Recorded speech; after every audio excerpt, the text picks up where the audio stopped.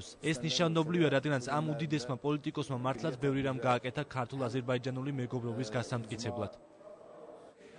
ხელნაწერთა ეროვნულ ცენტრში ცნობილი ქართველი ფილოლოგის ელენე მეტრეველის 95 წლის თავისადმი მიძღვნილი სამეცნიერო კონფერენცია და წიგნის ფილოლოგიური ისტორიული ძიებანის პრეზენტაცია გაემართა. წიგნში წარმოდგენილი ელენე მეტრეველის შრომები ძირითადად ლიტურგიკას, ჰიმნოგრაფიას და ეკლესიის ისტორიის საკითხებს ეძღვნება.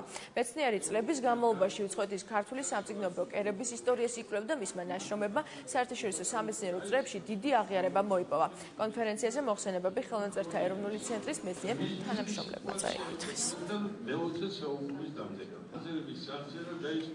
ელენე მეტრეველის საიუბილეო თარიღთან დაკავშირებით გამოვეცით კრებული ელენე მეტრეველის შრომათა კრებული ფილოლოგიური ისტორიული ძიებანი, სადაც ჩართული არის ელენე მეტრეველის მიერ წლების მანძილზე შექმნილი სტატიები, რომლებიც დაბეჭდილი იყო სხვადასხვა პერიოდულ გამოცემებსა და კრებულებში. მისმა თანამშრომლებმა და მოწაფეებმა გადაწყვიტეს მოეწყოთ მისი ხსოვნისადმი მიძღვნილი სესია.